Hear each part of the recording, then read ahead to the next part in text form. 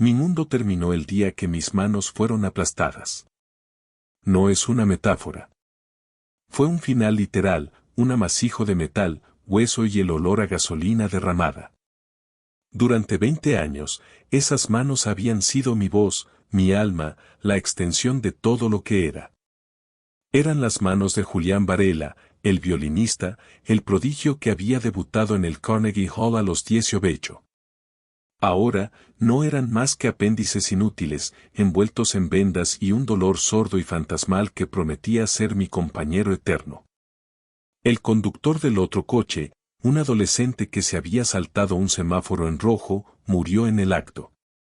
Pero el verdadero arquitecto de mi ruina estaba sentado a mi lado, mi hermano Daniel. Salió con apenas unos rasguños, su rostro pálido no de preocupación por mí, sino de un pánico egoísta.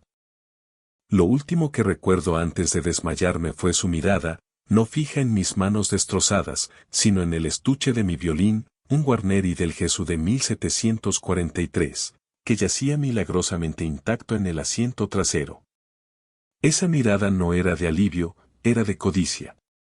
En el hospital, el cirujano fue directo, su voz carente de la delicadeza que uno esperaría al entregar una sentencia de muerte. La estructura ósea está pulverizada, señor Varela. Hemos hecho lo que hemos podido para salvar la funcionalidad básica, pero nunca volverá a tocar. Cada palabra era un clavo en el ataúd de mi identidad. Mi madre, que siempre había visto mi talento como su mayor logro social, se derrumbó en un sollozo teatral. Pero no lloraba por mi dolor, lloraba por los titulares perdidos, las galas canceladas, el prestigio evaporado. Daniel se cernía sobre mi cama, susurrando disculpas ensayadas que sonaban tan huecas como sus promesas de juventud. Fue un accidente, Julián, te lo juro. Miré hacia otro lado solo un segundo. Pero yo había visto su teléfono iluminado en su regazo segundos antes del impacto. No miró hacia otro lado, su atención nunca había estado en la carretera. Estaba cerrando un trato, probablemente para una de sus dudosas empresas emergentes que siempre se financiaban con el dinero de nuestra familia, dinero que yo, indirectamente, generaba. Los primeros meses fueron un infierno borroso de analgésicos y fisioterapia inútil. Me enseñaron a sostener un tenedor, a abrocharme un botón con dificultad. Cada pequeña tarea era un recordatorio humillante de lo que había perdido. Me convertí en una sombra en mi propia casa, la misma casa que mis giras mundiales habían pagado. Daniel se convirtió en el sol alrededor del cual giraba el universo de mi madre. Él era el hijo sano, el futuro. Yo era el recuerdo roto, la carga. La transformación, la verdadera, no comenzó con una chispa de esperanza, sino con el veneno de la traición. Una noche, incapaz de dormir por el dolor punzante en mis manos fantasma, me levanté para ir a la cocina. La puerta del estudio de mi padre, ahora ocupado por mi madre, estaba entreabierta. Sus voces flotaban, bajas y conspiradoras. No puede seguir así, Daniel, decía mi madre. Es una carga para todos. El seguro del accidente pagará bien, pero sus inversiones, sus derechos de autor, todo está a su nombre. Si lo declaramos incapacitado mentalmente, el juez nos dará la tutela. Es por su propio bien. La bilis me subió por la garganta. ¿Incapacitado mentalmente? Mi mente era lo único que me quedaba. La voz de Daniel fue aún más cortante. Y su música, mamá. Todas esas composiciones inéditas en su estudio. Nadie las conoce. Yo podría terminarlas. Adaptarlas. Podrían ser mi legado. Mi legado. Quería robarme no solo mi futuro, sino también mi pasado. Escuché cómo planeaban vender mi Guarneri, el instrumento que era una extensión de mi cuerpo, para financiar la nueva carrera de Daniel. Hablaban de mí como si ya estuviera muerto, un problema logístico que resolver. En ese momento, en el pasillo oscuro, el dolor físico fue reemplazado por un frío glacial. El violinista Julián Varela murió esa noche. Pero algo nuevo, algo mucho más peligroso, nació en su lugar. Regresé a mi habitación y por primera vez en meses, no sentí desesperación. Sentí una claridad cristalina. Me habían subestimado toda mi vida, viéndome como el genio artístico despistado, ajeno al mundo real. Siempre fue Daniel el inteligente, el astuto. Se equivocaban. La música no es solo emoción, es matemática, es estructura, es disciplina y es estrategia. Y yo iba a componer mi obra maestra. No con cuerdas y un arco, sino con paciencia, secreto y una sed de justicia tan pura y afilada como una nota alta perfectamente ejecutada. Mi primer paso fue fingir. Profundicé mi depresión, me negué a salir de mi habitación, gemía de dolor más a menudo. Me convertí en la carga que ellos querían que fuera. Mientras tanto, en la oscuridad de mi santuario, comenzaba mi reeducación. Con la ayuda de un software de reconocimiento de voz y un ratón adaptado que podía manejar con el pie, empecé a navegar por el mundo digital. Fue un proceso agónico. Horas para escribir un simple correo electrónico. Días para aprender los conceptos básicos de la codificación de audio. Pero cada pequeño éxito era una victoria silenciosa. Empecé a transcribir mis composiciones inéditas, no en papel, sino en archivos digitales encriptados, asegurándolas en servidores en la nube bajo seudónimos. Luego, comencé a componer de nuevo. La música que salía de mí ya no era la misma. Carecía de la calidez lírica de antes. Era atonal, disonante, llena de una furia matemática. Era la banda sonora de un plan que tomaba forma en mi mente. Necesitaba un aliado.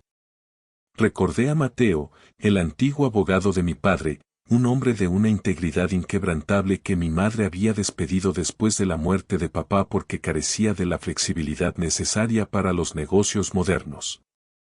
En otras palabras, era demasiado honesto. Lo rastreé usando una red privada virtual y un teléfono de prepago. Cuando nos reunimos en un café anónimo en las afueras de la ciudad, su rostro mostró sorpresa al verme. No era el fantasma que esperaba. Le conté todo, sin omitir el más mínimo detalle de la conversación que había escuchado. Mientras hablaba, su expresión pasó de la conmoción a una ira fría y controlada. Mateo siempre había respetado a mi padre y despreciado la ambición sin escrúpulos de mi madre y Daniel. «Quieren declararte incompetente», dijo, su voz un susurro grave. «Podemos luchar contra eso, pero será feo. O, podemos dejar que lo crean. Podemos usar su arrogancia como un arma». Y así, nació el plan. Mateo se convirtió en mi mano derecha, mi ejecutor en el mundo físico. Mientras yo me hundía más en mi papel de inválido indefenso, Mateo, a través de una serie de compañías fantasma y fideicomisos offshore, comenzó a mover mis activos. Vendimos discretamente mis acciones, liquidamos mis bonos y transferimos el dinero a cuentas a las que mi familia nunca podría acceder. El golpe maestro fue con los derechos de autor. Daniel, como había planeado, descubrió mis composiciones. Con la ayuda de un arreglista mediocre, las simplificó, les quitó el alma y las presentó como suyas. Su debut como compositor fue recibido con críticas mixtas. Los críticos notaron un eco del genio de su hermano, pero lo atribuyeron a la influencia familiar. Él no se dio cuenta, o no le importó, que la editorial musical a la que vendió los derechos era una de las corporaciones fantasma que Mateo había establecido. Por un precio irrisorio, Daniel nos vendió el arma de su propia destrucción. Yo, el compositor fantasma, ahora era dueño legal de la música que él estaba robando. Mi vida se dividió en dos realidades paralelas. De cara a mi familia, yo era una ruina.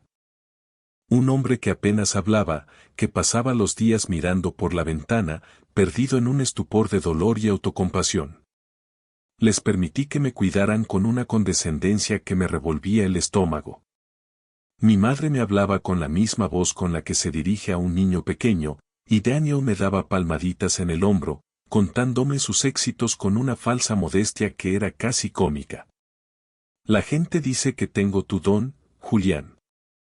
Es como si una parte de ti viviera a través de mí, me dijo una vez, su rostro rebosante de una sinceridad nauseabunda. Tuve que clavar las uñas de mis manos funcionales en las palmas de las inútiles para no reírme en su cara. Pero en la soledad de mi habitación, por la noche, yo era otra persona. Me convertí en maestro. Era el nombre que usaba en los foros de música electrónica y composición digital. Usando mi profundo conocimiento de la teoría musical, la armonía y la estructura, comencé a crear obras bajo este seudónimo. Mi música era un híbrido extraño, la complejidad estructural de Bach, la disonancia emocional de Sostakovich y un pulso electrónico moderno. No era para las salas de conciertos, era para el cine, los videojuegos, los anuncios de alta gama. Mateo, actuando como mi agente a través de otra capa de intermediarios, empezó a vender mis creaciones. Al principio fueron trabajos pequeños, la música para un videojuego independiente, la banda sonora de un cortometraje danés. Pero la calidad era innegable. La gente en la industria empezó a hablar del misterioso maestro, un genio anónimo que producía partituras de una complejidad y una emoción asombrosas. El dinero empezó a fluir, mucho más de lo que jamás había ganado como violinista. Pero no me importaba el lujo. Cada céntimo era munición. Seguimos la estrategia, mientras mi imperio invisible crecía, dejé que Daniel y mi madre tomaran el control de mi vida visible. Firmé los papeles que le daban a mi madre la tutela sobre mis finanzas restantes, una fracción de mi verdadera fortuna. Observé en silencio cómo vendían mi apartamento de Nueva York, mi casa de campo en la Toscana. Lloré lágrimas genuinas cuando vi cómo se llevaban mi Guarneri, vendido a un coleccionista anónimo por una suma considerable. Lo que no sabían era que el coleccionista anónimo era otro de mis frentes, financiado por maestro. Mi violín no estaba en una vitrina en Zúrich, estaba en una bóveda climatizada a 10 kilómetros de mi casa, esperándome. Daniel, mientras tanto, se deleitaba en su nueva fama. Era el compositor trágico y brillante que canalizaba el espíritu de su hermano herido. Dio entrevistas, apareció en portadas de revistas. Pero había un problema que no podía resolver, no tenía talento real para la composición. Sus intentos de crear algo nuevo eran vergonzosamente malos, imitaciones torpes de mi trabajo anterior. Los críticos, que al principio habían sido amables, empezaron a afilar sus plumas. ¿Se ha secado ya el pozo de Daniel Varela?, se preguntaba un titular. Su carrera, construida sobre un cimiento de mentiras, se estaba estancando. Su arrogancia se transformó en una desesperación apenas disimulada. Fue entonces cuando supe que era el momento de tender la trampa final. El Festival de Música Contemporánea de Viena, uno de los eventos más prestigiosos del mundo, anunció que para su gala de clausura había encargado una nueva sinfonía a un compositor revolucionario. El nombre del compositor se mantuvo en secreto, solo se le conocía como maestro. La noticia sacudió el mundo de la música clásica. Y entonces, llegó la segunda bomba. Maestro había solicitado específicamente que el estreno mundial de su obra fuera interpretado por la Orquesta Filarmónica Nacional, con un solista invitado para un complejo papel de piano, Daniel Varela. La oferta era irresistible. Era la validación que Daniel necesitaba desesperadamente, una oportunidad de silenciar a sus críticos y consolidar su estatus. ¿Rechazar una obra del compositor más enigmático y aclamado del momento? Imposible. Su ego no se lo permitiría. Aceptó sin dudarlo, emitiendo una declaración pública sobre lo honrado que se sentía de que un genio como maestro reconociera su afinidad artística. La sinfonía que compuse se titulaba Requiem por unas manos. Era la obra más compleja que jamás había creado. No era solo difícil, Era un laberinto musical diseñado para exponer a un fraude. Contenía cambios de compás imposibles, armonías que requerían una comprensión teórica que Daniel no poseía, y pasajes solistas de piano que no solo eran técnicamente brutales, sino que estaban llenos de trampas emocionales.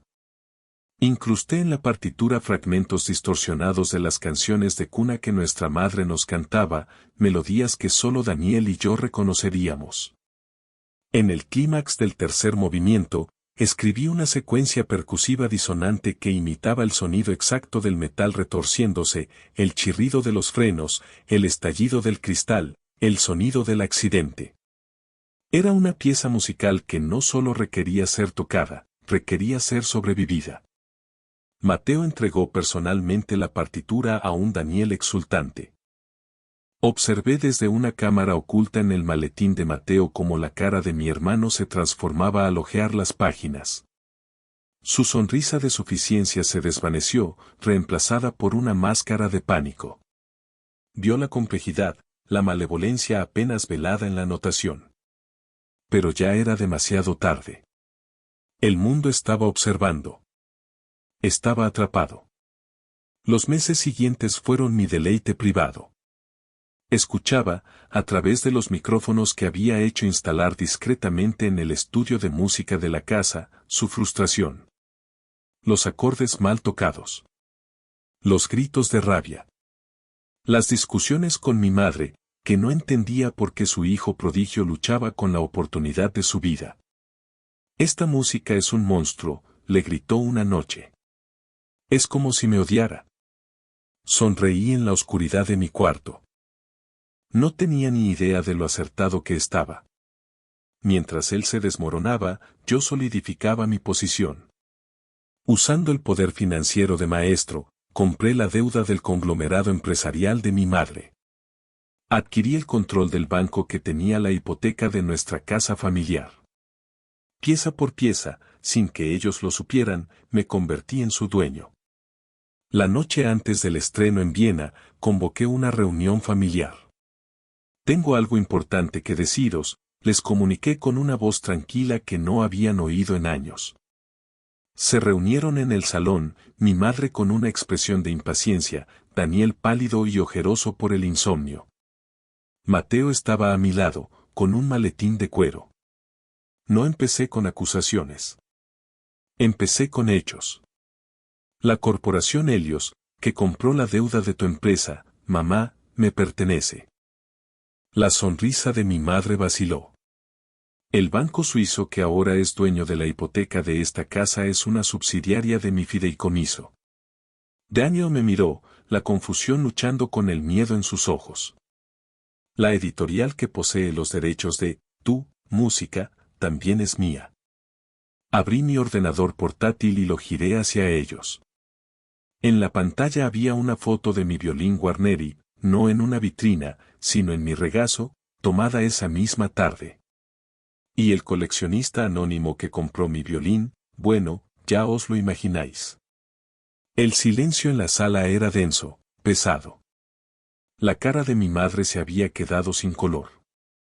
Pero, ¿cómo?, susurró. No tienes nada. Eres un... Soy, maestro, la interrumpí. Dejé que la palabra flotara en el aire.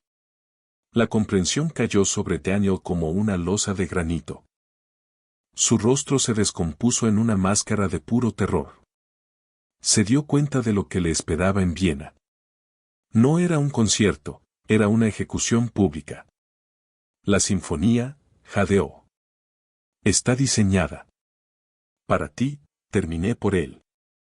Cada nota es un recuerdo, Daniel. Cada compás, una factura. Mañana, subirás a ese escenario y le mostrarás al mundo exactamente lo que eres, un ladrón que se vistió con el talento de su hermano. Y cuando te estrelles y ardas, y lo harás, yo seré el dueño de las cenizas. Mi madre intentó hablar, farfullar algo sobre la familia, la sangre, pero su voz se quebró. Había visto el abismo. Mateo abrió su maletín y colocó una pila de documentos sobre la mesa. Eran pruebas irrefutables de su fraude, de su conspiración para declararme incompetente, de la malversación de mis fondos. Mañana por la mañana, después del concierto, dijo Mateo con calma, esto se hará público.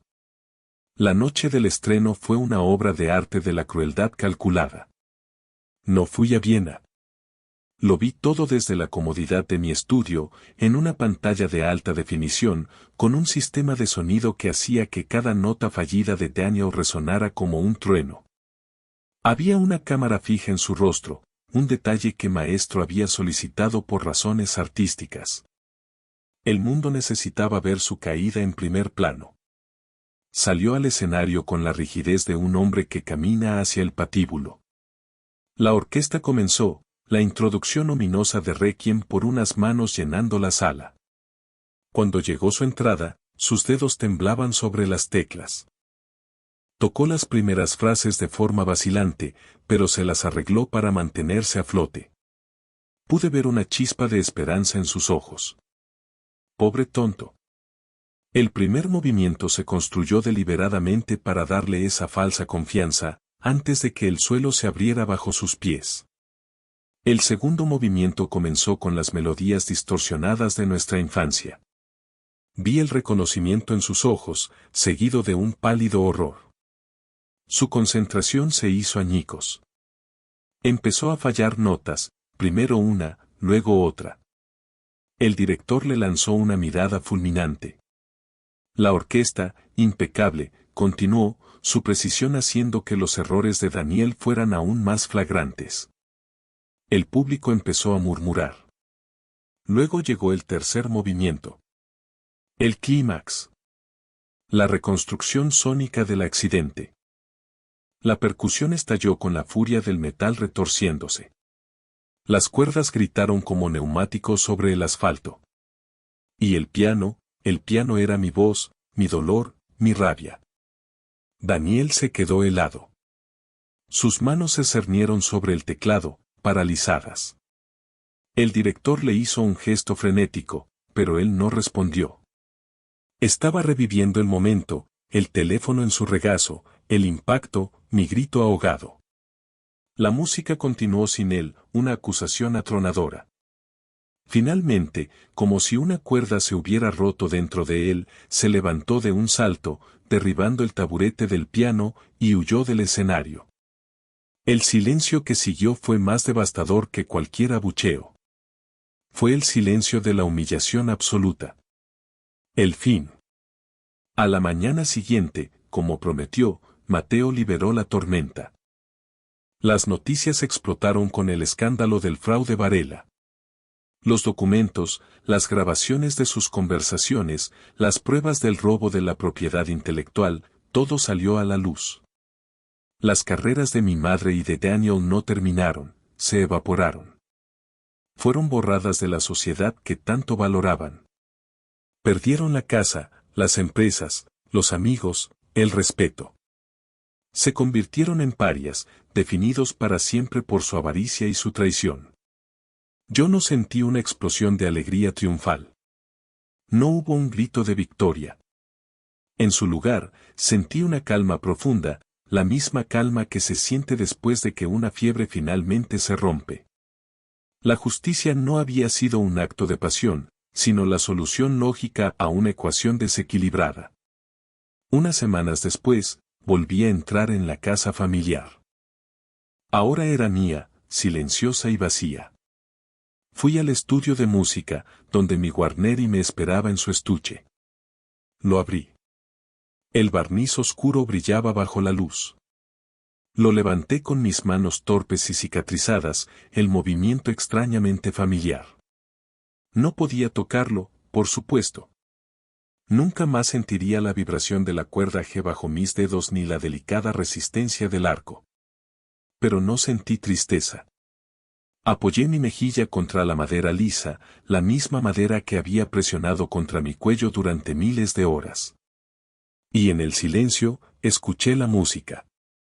No la música del pasado, no las melodías que mis manos podían crear.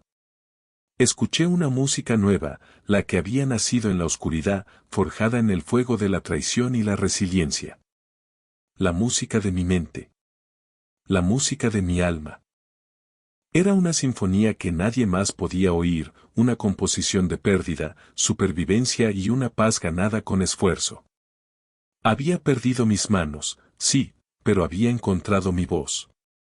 Y era más poderosa que nunca.